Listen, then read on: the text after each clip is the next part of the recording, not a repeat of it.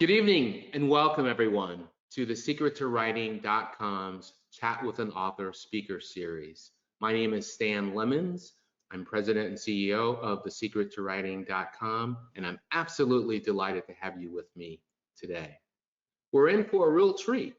Today we have with us Trice Hickman. Trice is simply amazing.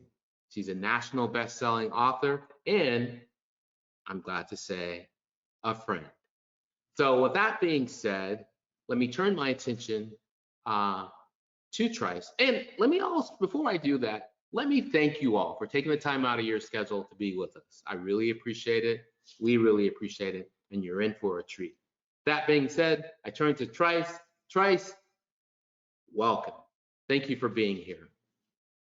Thank you. Thank you for having me. I'm so excited to and honored to do this interview with you and just chat about books and life and everything in between. So thank you. Absolutely, absolutely. Well, it's great to be with you here. And so I wrote down several questions because I have all these like things I want to ask you. But why don't we start with the question of who is Trice Hickman? Tell us about yourself. Well, who is Trice Hickman? I always tell everyone, I start off by saying I'm a Southern girl. Um, Okay. Born and raised in a small town in Eastern North Carolina. I grew up with a great appreciation for family, and my family encouraged my reading. When I was a little kid, I loved reading and consequently writing. And so that is, I think, what led me inevitably to become a writer. I am, let's see, what else am I?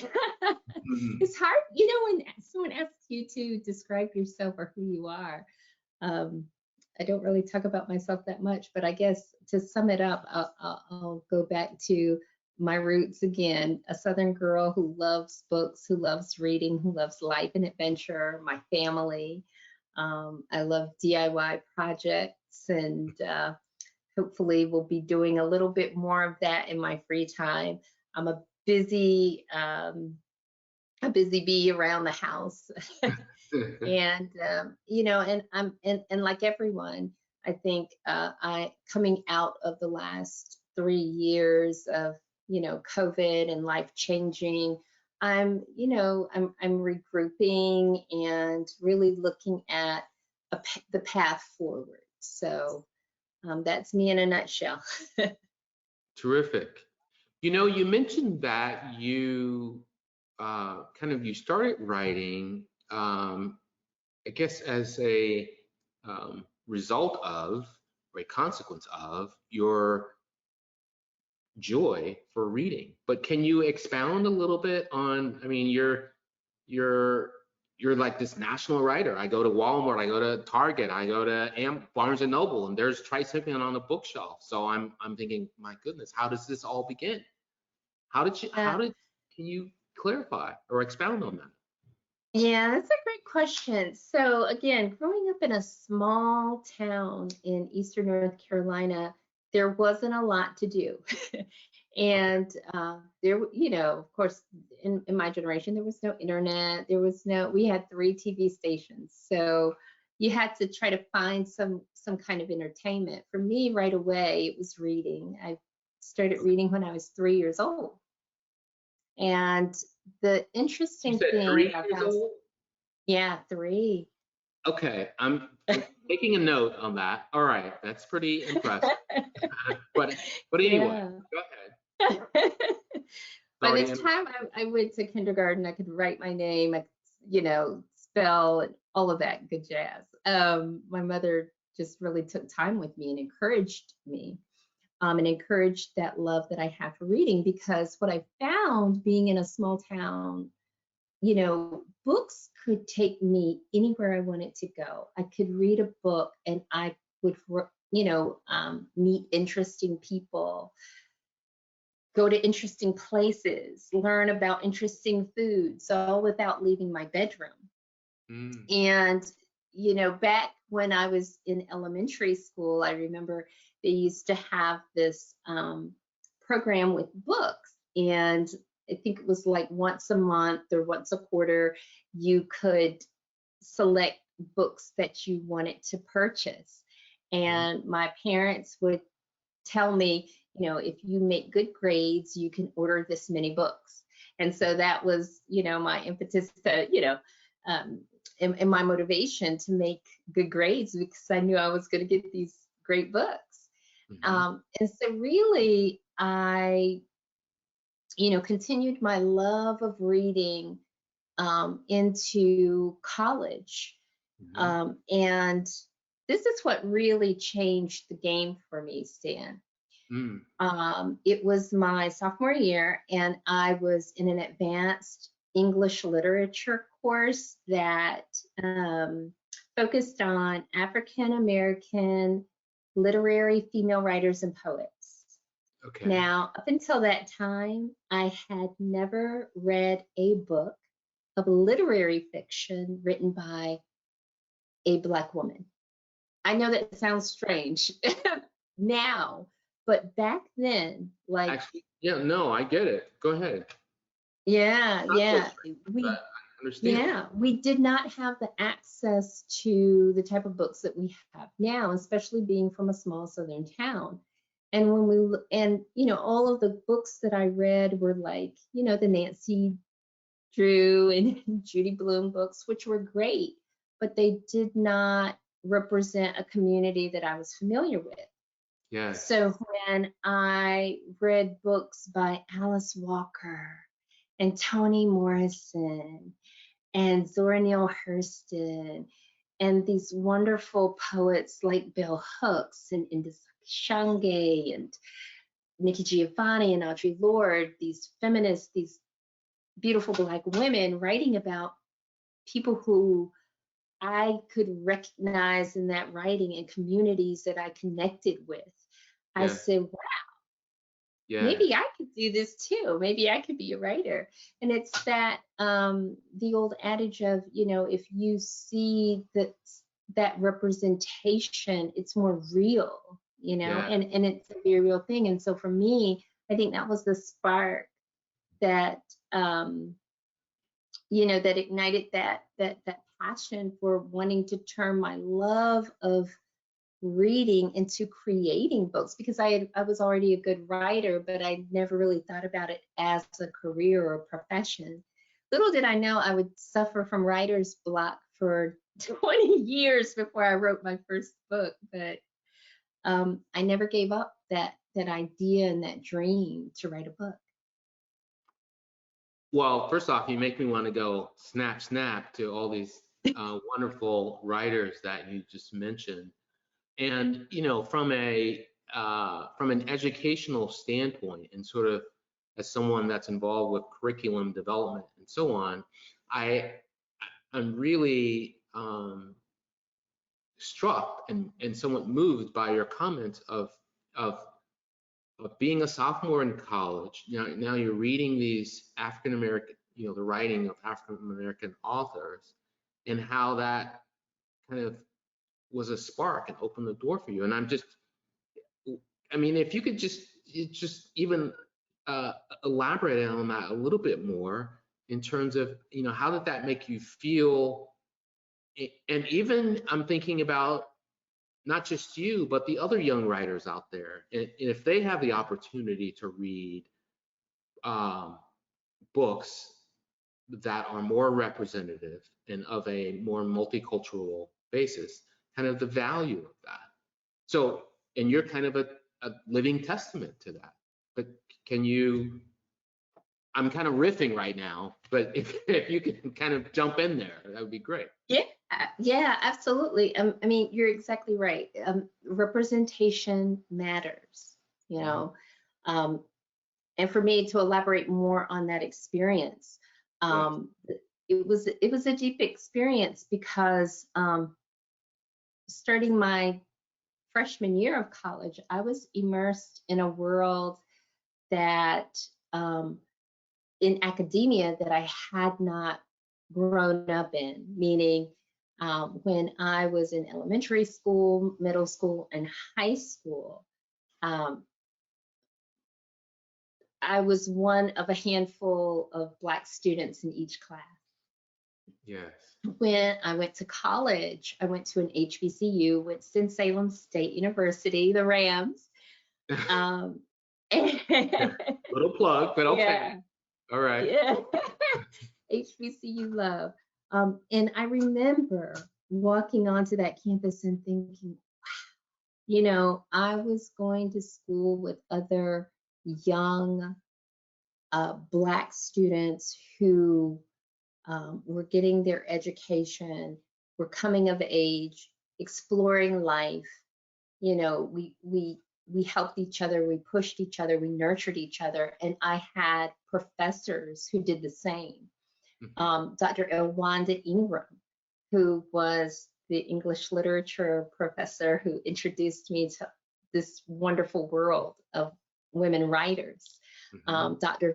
Valerie Sadler, who was a mass comm instructor who actually used, you know, her own money, her time, her vehicle to drive her students to career fairs so we could interview, you know.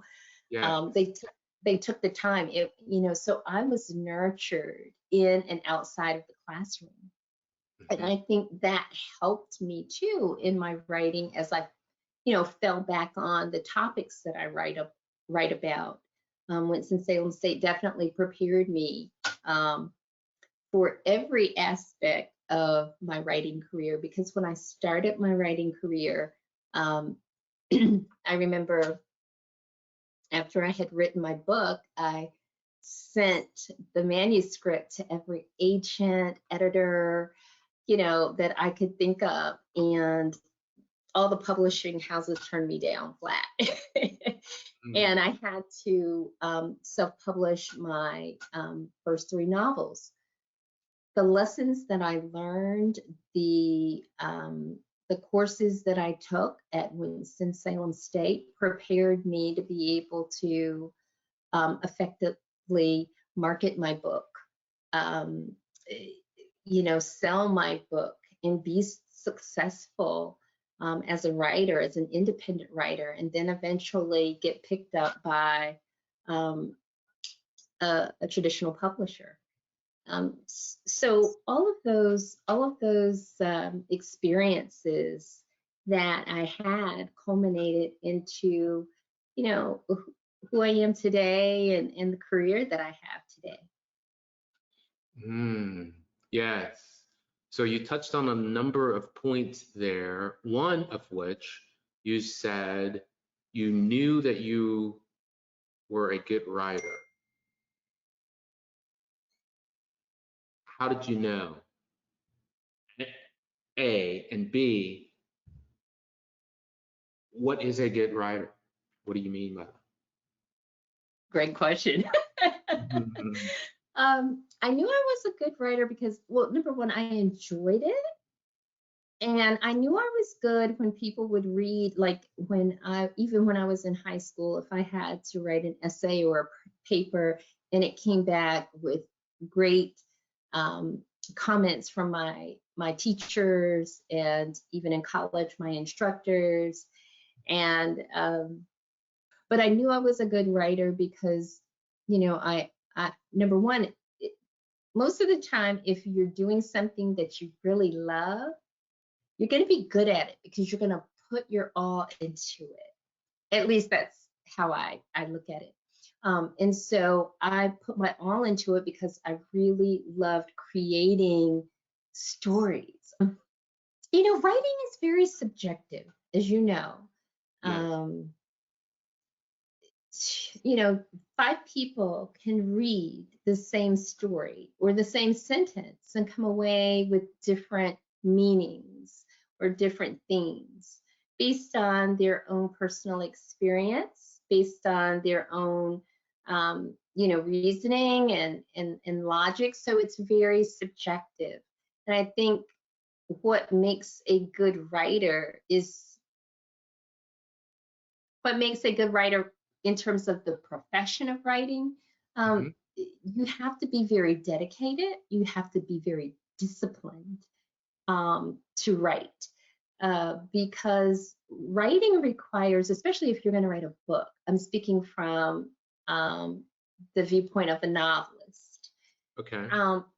You have to have hours and hours of uninterrupted time in Mm. order to complete a book. You know that, Yes. having written several books yourself. Yes. You have to have uninterrupted time, and you also have to be very disciplined. Yes. Writing is rewriting. Mm. You'll write a chapter and you'll go back and you'll read it, and you'll write some more, and the book that you start off with isn't necessarily going to be the same story that you finish with, because it is fluid. It will change, particularly if you're writing fiction. Now, nonfiction is a little different, but Yes. still, the subject matter that you are writing, you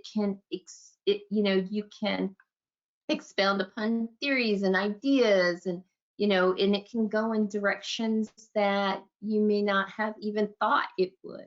But that is the beauty of writing. It is fluid. Unlike math and numbers, that's very concrete. Hmm. Writing is something that can be expressive and that can flow. And once the written word is on paper, Hmm. it leaves a legacy. You Yeah. know, um, with your books, your grandchildren in years to come can say, "Oh, look at Grandpa Stan's book. This is what he wrote." Right. Right. And my granddaughters will say, "Oh, Mama Trice, here's your book." And I'll Yeah. tell them, "Well, only read it when you're older because it's adult subject matter." Yeah. Right. Right. But writing has that power, and I think that's another thing that drew me to writing as or reading as a kid, was the power of the written word, and how, as I explained earlier, I could travel and have experiences beyond the four walls of my bedroom. Yes. That I love what your comments, and at the same time, I'm reflecting on just my own experience of working with people, and I work with students from elementary, middle school, high school, and so on. And sometimes, I don't know if your typical student really values and appreciates the power of writing, and in general. I mean, there are some that kind of do, and um, that's one thought. And the other thought is even sort of the skill level of many students when it comes to writing is, um, there's an opportunity for growth, as people like to say. do you, what do you make of, kind of, I mean, given where you were as a teenager versus what I'm now describing? I mean, what do you think about that? Yeah, honestly, it's troubling to me. Mm-hmm. And I see the erosion of communication.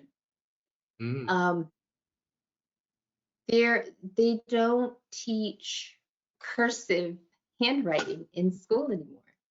Yes. If you ask a 20-year-old to write in cursive, they would be very challenged, let Yeah. alone someone who is in school right now, in secondary school. Even in texting, instead of writing the word for, the numerical word, Right. you know, FOUR, it's going to be written as, you know, um, and all of the, what is it called? I can't I'm having a brain fog when you are using all of these like different phrases. What do the kids call it? I'm dating myself now. Um, But well, I don't it's, know, but I know I have the point of what you're trying to say. yeah. Yeah. So, the art of being able to express yourself and being able to write complete sentences and Yeah. speak in a complete sentence and communicate in that way, in a structured way, even though, as I said, writing is fluid, there is some structure to how you can communicate.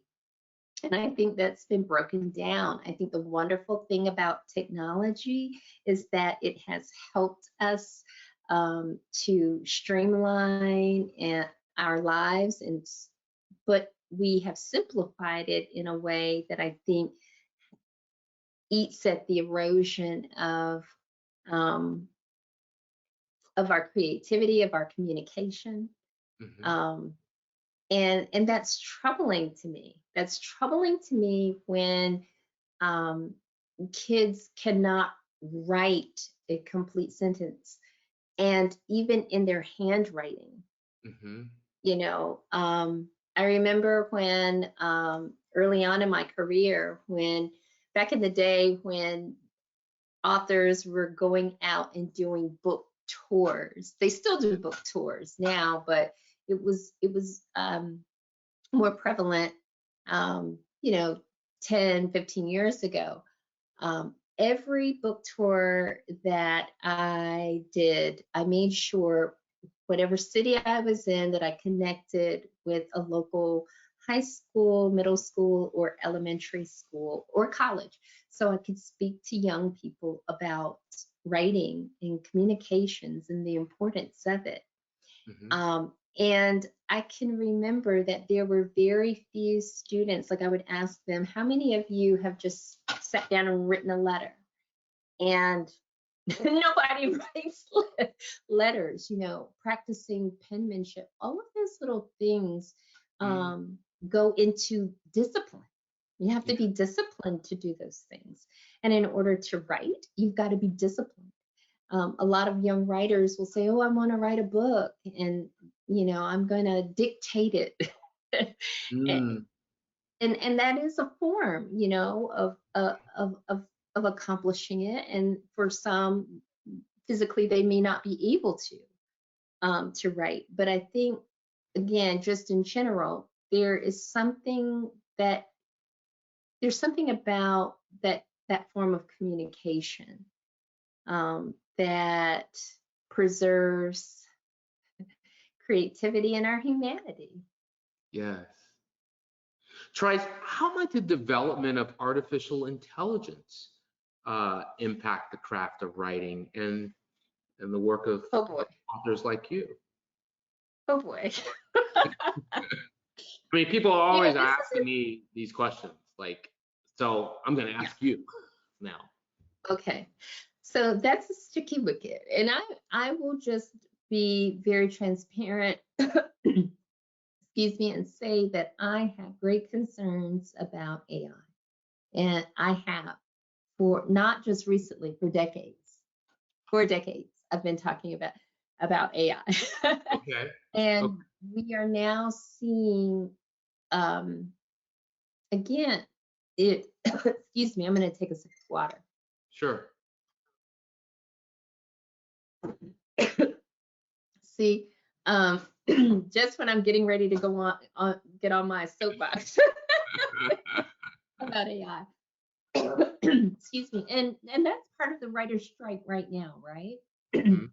Is to preserve their jobs, because now AI is going to supposedly write scripts and replace writers. And I'm sorry, the human connection, the condition of just being human, is something that I don't think can be replicated by a machine. It cannot be replicated by any type of algorithm or code, or it's organic. Yes. It is natural. It's naturally occurring. Yes. And so artificial is the key word here. And don't get me wrong though. I believe that technology has its rightful place. And I am, we are benefiting from it right now on this platform, right? Yes. Being able to communicate with each other. You are on in one part of the country, I'm in another part of the country, and viewers who will and watch this interview can be all over the world once it's uploaded. So it's a beautiful thing, but Yes. it's just like anything. I think it can be used for good or not so good. And we have to be careful about that not so good. Yes. Yes. I want to switch gears here and go back to the sort of a place where, and I'll use it in the example of an individual who may come up to you and say, well, how do I get, I want to write a book. How do I get started? With that being said, what advice might you share with someone who wants to write a book? I get that question a lot. Excuse me. Because I think to a degree, everyone has a story to tell, Yes. whether it's their own personal story or they want to create a story of fiction, as I do. So the advice that I would tell them is to just start. Just start writing. If you wait for the perfect time, the perfect place, it's kind of like they say about having children. There is no perfect time or perfect place, but just start and be diligent and be dedicated to it. One of the things about writing is, once you start, anyone can start writing, but to complete a book, it requires a lot of dedication and discipline. So my advice to writers would be, number one, of course, just do it. Number two, be very disciplined and intentional about writing. Schedule time for your writing. Okay. And number three, find out everything you can about the publishing industry as well, because writing is one thing, but publishing a book is another. So, and the way you find out is through research. The way you educate yourself is through research and networking. I would encourage inspiring writers to look for book conferences, writing conferences in their area, and attend them, network, reach out, and make connections with people who are already doing what you want to do. If there are writers that you know of, reach out to them. So that would be my advice. Yeah, that's really sound advice, it seems me. And it also echoes on something that you said earlier in terms of, you started off as a self-published author. I guess you created your own company, and then ultimately you got picked up by an agent. But as I was listening to you talk earlier, it made me think, well, this isn't just about writing. She's a businesswoman. She created this company. She's out there making it happen. Can you comment on sort of not just the discipline required to writing, but sort of the business aspects of it? And what do you how does that tie in? Yeah, that's excellent question, because with writing, and writing a book nowadays is much easier in terms of just the access to the tools that you need to complete a book. Again, technology. And so, but to finish it, to write a book and complete it is one thing. And as I said, to market it and actually sell that book is another. And Mm-hmm. so you do have to have a business sense, particularly if you're going to self-publish, which I originally, that's what I initially did. So you need to assemble a great team.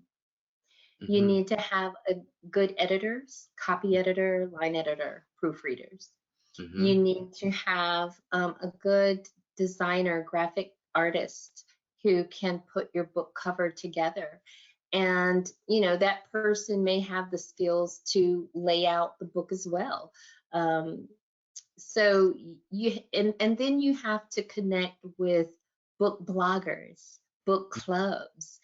They're the ones who can give your book wings to fly off the literal and virtual shelves, because they have an audience.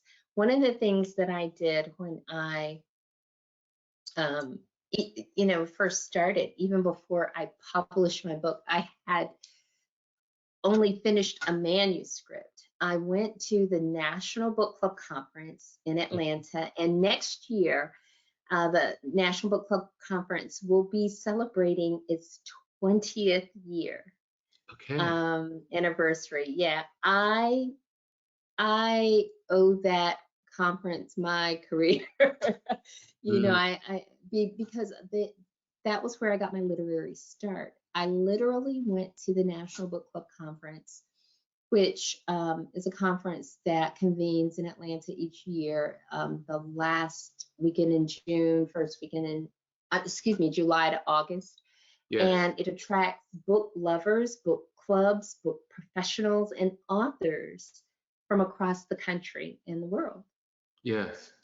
And so I went there with a notebook and I met readers. I met book club presidents, book club members, and I asked them, I told them about my book, and I said, I'm going to publish it probably next year sometime. And I'd love your support. I'd love if you give me a chance and just purchase my book as a new author. And I got their name and I got their email address. And that was how I started my database. Ah, okay. And yeah, and I got so many names and so many connections with book clubs and readers and industry professionals as well. And a year later, when I published my book, those very same readers were the ones who pre-ordered my book, Yeah. and on the day, and this was back in 2007. Yes. And on the day that my book was released, I had already pre-sold 1,000 copies. And that was when ebooks were in its infancy as well, so nobody was ordering online. But these were actual pre-orders that people were buying the book off of my website or through Amazon, and I had distribution set up. It's like you said, it's a whole it's a whole business model Right. that you have to be disciplined for as well. And so making those connections and building a business, it's a lot of work. Mm-hmm. And a lot of, a lot of dedication, a lot of dedicated time. But if it is your dream and your desire and your passion, you keep at it and you find new ways and new connections, new pathways to grow not just your business, but your craft of writing as well. Mm. Speaking of that, how to a person that that does want to write a book, or for that matter, maybe they don't want to write a book, but they just want to be a better writer. How do they do that? What's your advice there? I'm asking that question, They and I'm can, thinking, they, well, I could say you could come to thesecrettowriting.com, but I won't. that's what I was I gonna won't do a self plug here. Though I just I was did. gonna say they can read your book, The And Secret they can to read my. What was that? Writing. What was that about my book? The Secret to Writing. They can read your book because it's filled with little, I think, gems of wisdom about writing and how to approach it and how to approach it in an efficient way. you know, Mhm. because there's a creative way to approach writing, but there's also an efficient way to approach writing, particularly if you are like a student wanting to write, a college essay. Yes. You have to be very efficient in how you write that essay because you want to pack the right words and make the right impact and the right impression, and let your words on paper do for you what you can't do in person. Yes. you know so being efficient in how to craft that message. um, I recommend, your book. I recommend the classes that you offer through thesecrettowriting.com, that coach and help you get to that level. And that will transcend not just writing college essays, but people in corporate America and corporate communications on the job Mhm. who need to be very efficient in the way they communicate with their colleagues and send emails, because communication, when we're writing something in an email form or a text or just a written um, message, sometimes things can get lost in translation. Yes. When you are communicating verbally, there's there's a lot of body language, right? Hmm. That I think 90% of communication when you're talking is nonverbal, because you look at the body language, you look at the eye contact, all of that. But Hmm. when you are reading, that you've got to pack a lot into those words to convey what you want to say. And knowing how to do that efficiently and effectively um, can really make or break your um, your work relationships, your personal relationships. Yeah. So writing is a very important part of our lives. Absolutely. And I'm first off, I appreciate the kind words about my book. I'm very excited about that. But I True. also really I mean, I think about this a lot. I mean, it's obviously as part of the work that we do here at our company. And I just I wonder at times if people really, you know, appreciate the value, the significance, and just the overall importance of writing. And then sometimes I think once if someone writes an email that just creates chaos, then they maybe come to say, "Oh, now I get it." But short of that, oh, so what can we do to get to sort of reinforce this message that communication, whether it's verbal or in writing, is important? How do we Yeah. get that work? How do we make that happen, Trice? Well, I think it starts like in the home, like everything does in the home, Mm, you know. okay. Um, you know, Parents, taking the time with their kids to emphasize the importance, just like reading a bedtime story. Yes. Reading a bedtime story, and maybe like at the end of that story, write how you feel, you know. Um, when with a school age child who is able, Right. you know. Sure. But then the curriculum in the classroom as well. I know teachers are like so overloaded with so many things. Hmm. But there really needs to be an emphasis to go back to teaching kids the very basics of just writing manuscript and cursive, let Hmm. alone, to form those to know how to write those letters that form those words. Yes. If that Yeah. makes sense. Yes. And you spoke to a question that I had, which was, what can parents do? But I think, quite frankly, how can parents support their children with writing? And I love that the point that you make about, maybe if you're reading a story to a child, and maybe asking that child to write about the story. And I guess just talking about it and having books at home all plays a significant role. Yeah, Well, and I'm I know holding. that books can be expensive. I'm sorry, I was going to say, sometimes, it can feel out of reach. Well, what my parents did when I was growing up was, and I'm not sure about the accessibility today, but we had half-price bookstores. Gently Yes, used books. When people, the big thing nowadays is thrifting and going to thrift stores.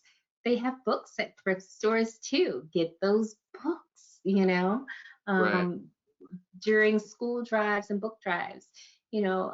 I just think it's important that we make sure we are preserving the history of writing. And I, Hmm. and I see it eroding. And when I say preserving the history of writing, it starts with a letter. It starts with even knowing how to write Yes, those letters that form words. yes. Mm. Terrific point. Let me say that here in my hand is a copy of a book that I received probably back in 2007. It is a sign. I'm going to show our audience. Well, I don't know if you can see that, but Oh it's my signed goodness. by the author Trice Hickman. This was her first book back then, and her latest book, this one, Blindsided.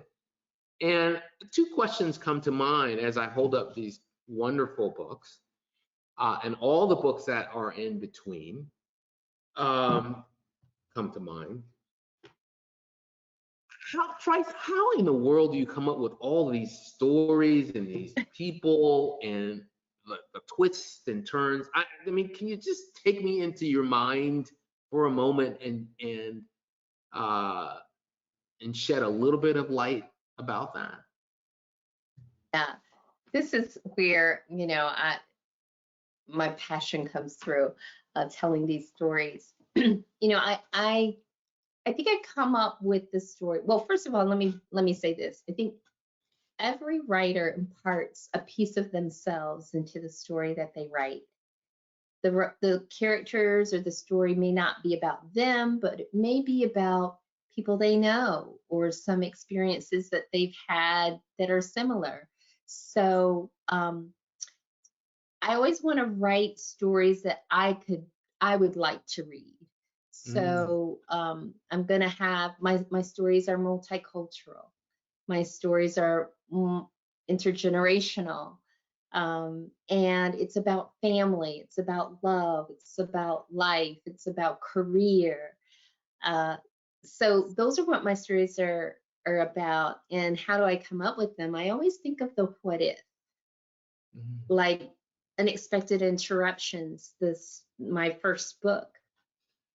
It was a story about a young woman who was struggling to choose between two men.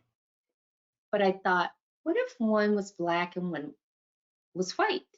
What if? How would that be for this young career woman? And what does that look like?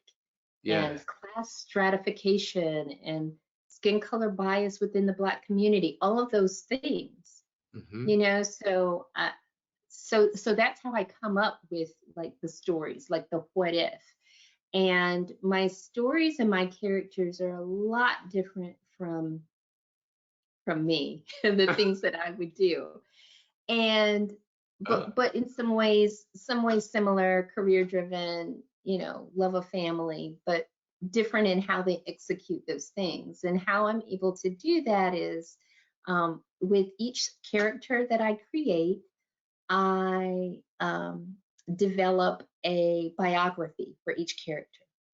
I mm, know their favorite wine, what their favorite restaurant is, what they like to do in their spare time. I make them real people, you Hmm. know. And so when they are real, I can write in their voice and not my own. Mm. And Yeah. so, yeah, and and let me say this too, when you were asking me about the advice that I would give to readers, I mean to writers, I'll say this. And Walter Mosley, I heard him say this one time. I love Walter Mosley's writing. He said, never write for the reader, always write for your characters. Mm. Because the readers, everybody is going to come away like, it's very subjective, right? Like we were saying Yes. before, everybody's going to come away with a different idea or opinion. So you can't please every reader. Everyone's going to be different. What you can do is stay true to those characters that you have created and tell their story and their journey. It will ring true. It will be authentic. And the readers will then be invested in what happens to them. Mm. So that's how I approach. Terrific. Yes. Wow. Well, you do it in such a masterful way, and I'm just thinking, oh my goodness, how did she how did she do that? Um, as you reflect on your, uh, well, let me just point of clarification. When I said signed book, I received this book when Trice first wrote this. Okay, let me just be really clear with all the readers out there. This is an original. I've kept this book for over 15 years, and I mean, I have other books for many years, but I remember when Trice was just getting started, and it was just wonderful. And I'm just, you've done what I mean, you're like it's amazing what you've done, what you've accomplished. I'm certainly proud of you, and I hope you're proud of yourself. I know you are, but it's wonderful that you started from scratch and you created these series in this book, and you have these relationships with these big stores. And it's just, when I go to Target and I see Trice Hickman there, and I think, wow, I know her. It's incredible. Okay, anyway, just had to Thank get that you. out there. As you reflect on your career, is there anything that you would do differently? Oh, wow. It's interesting that you asked that question. My husband and I were just talking about this the other day, Mm, about looking back on our lives and, you know, the things that we think about now, that we look at life through a different lens in our mid 50s, right? than, than we did in our 20s. yeah. So the the the decisions that we made then, we would, with the knowledge that we have now, we probably wouldn't have made those decisions. However, altering one thing could change another. So you Yeah. never know, you know? Yes. So theoretically, people say, oh, in theory, it's great. Yeah, I changed this or that. But if you did, the outcome might be worse. Right. you I would have to say no, because I wouldn't change anything, because things happened the way they were supposed to happen for me. Like, I didn't want to have writer's block for 20 years.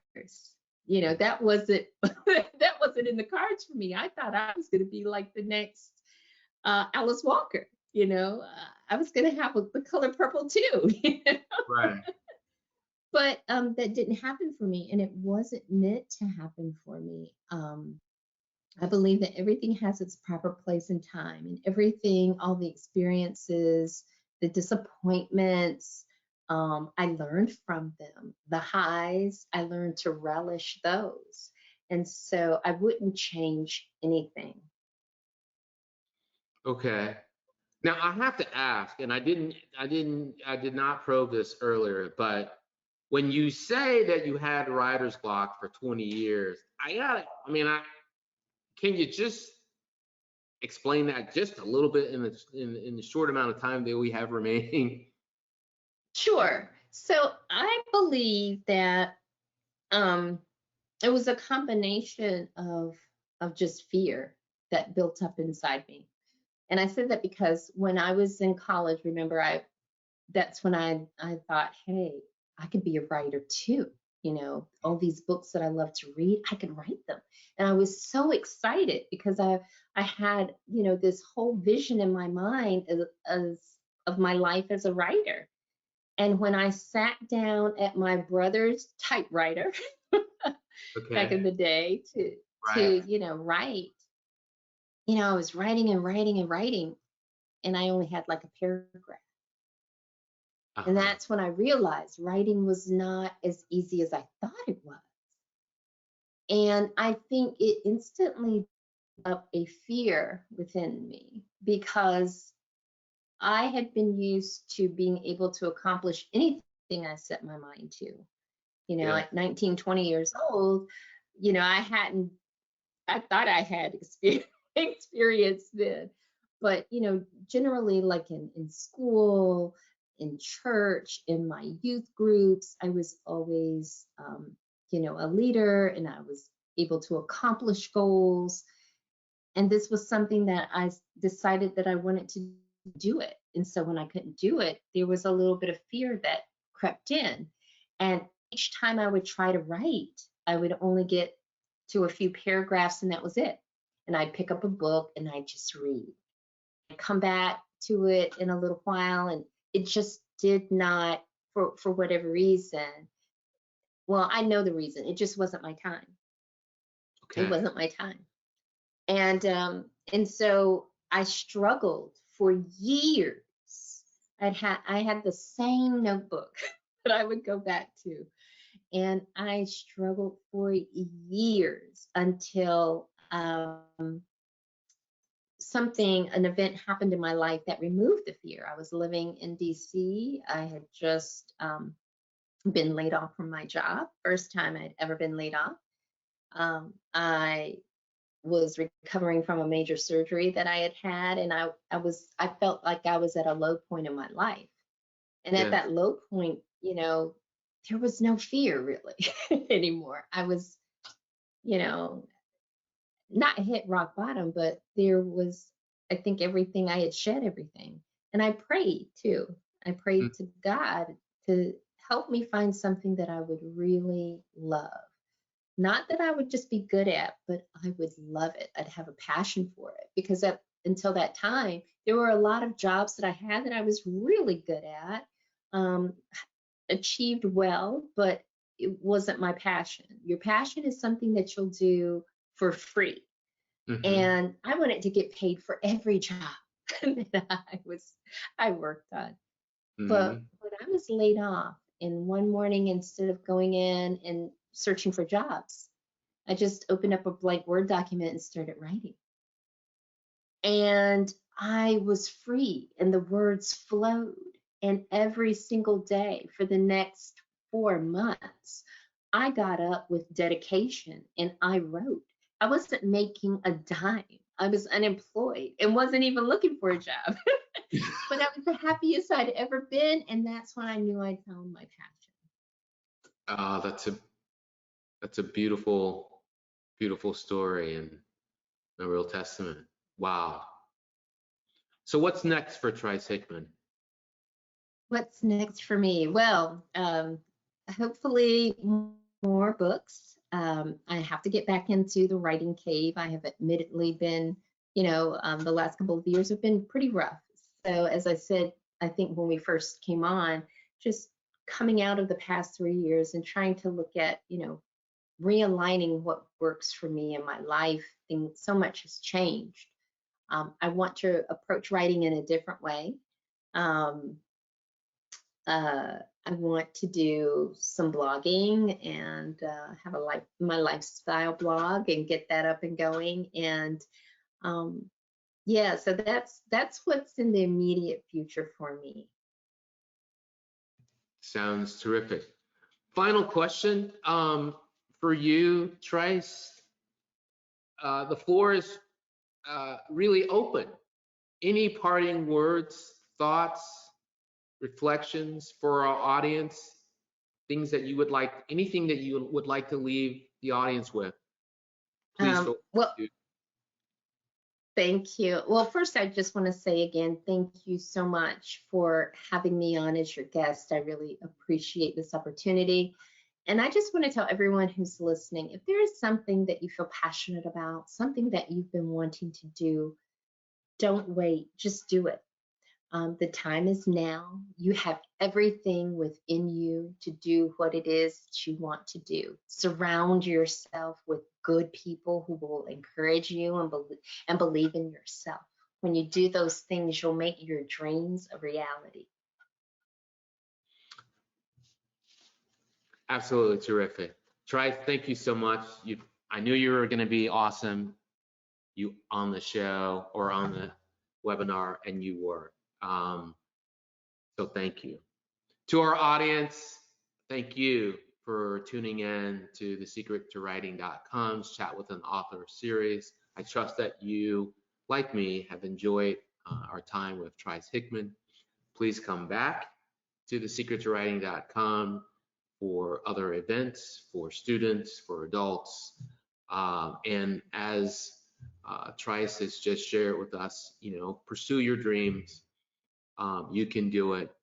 And with that, I wish you all and Trice a wonderful evening. And until we meet again, take care.